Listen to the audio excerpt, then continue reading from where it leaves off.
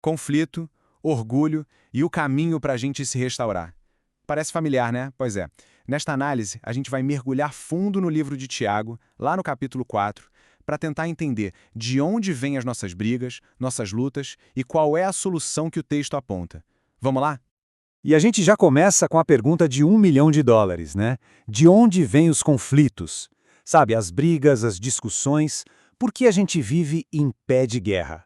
A resposta que Tiago dá é no mínimo surpreendente, porque ele não aponta o dedo para fora, não.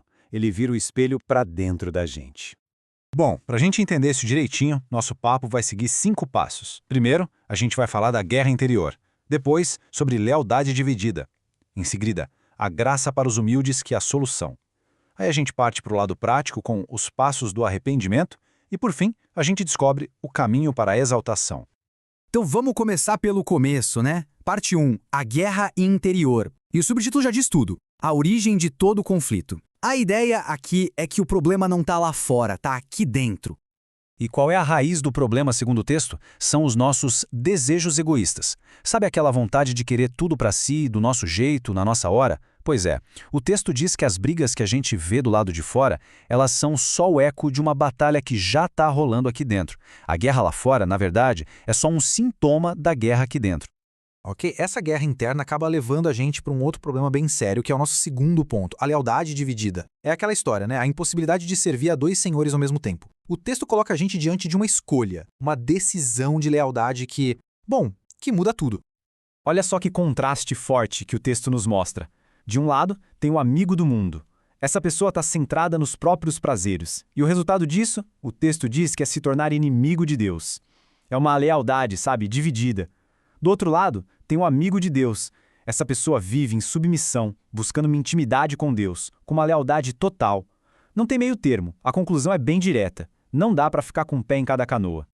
Tá, o cenário parece bem complicado, né? Se o problema está tão enraizado, qual é a saída? E é aqui que a história vira. Chegamos na terceira parte, a graça para os humildes. Aqui a gente encontra a solução de Deus para esse conflito todo.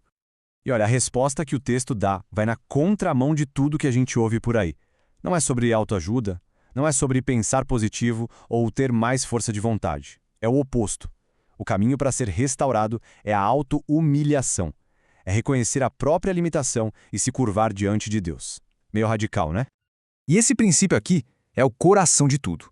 A graça, que é tipo um favor, uma ajuda que a gente não merece, ela não é para quem se acha o super-homem ou a mulher maravilha, sabe? Não é para quem se acha autossuficiente. Pelo contrário, o texto diz que Deus derrama essa graça com abundância justamente naqueles que têm a humildade de dizer: eu preciso de ajuda, eu não consigo sozinho. Beleza, mas como é que a gente faz isso na prática? Como essa humildade funciona no dia a dia? É aí que entra a nossa quarta parte.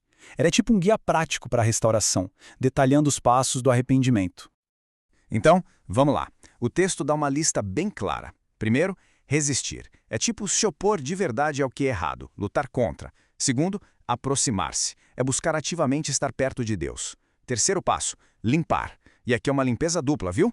Limpar as ações, que o texto chama de mãos, e também as intenções, o nosso coração. E por último, o que amarra tudo isso, humilhar-se. É ter essa postura de, sabe, de quebrantamento, de reconhecer quem a gente é.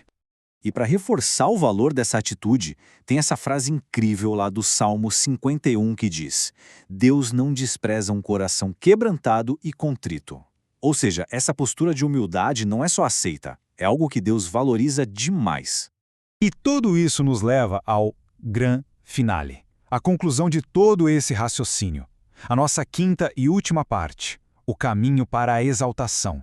E se prepare, porque é um verdadeiro paradoxo, uma ideia que vira a nossa lógica de cabeça para baixo.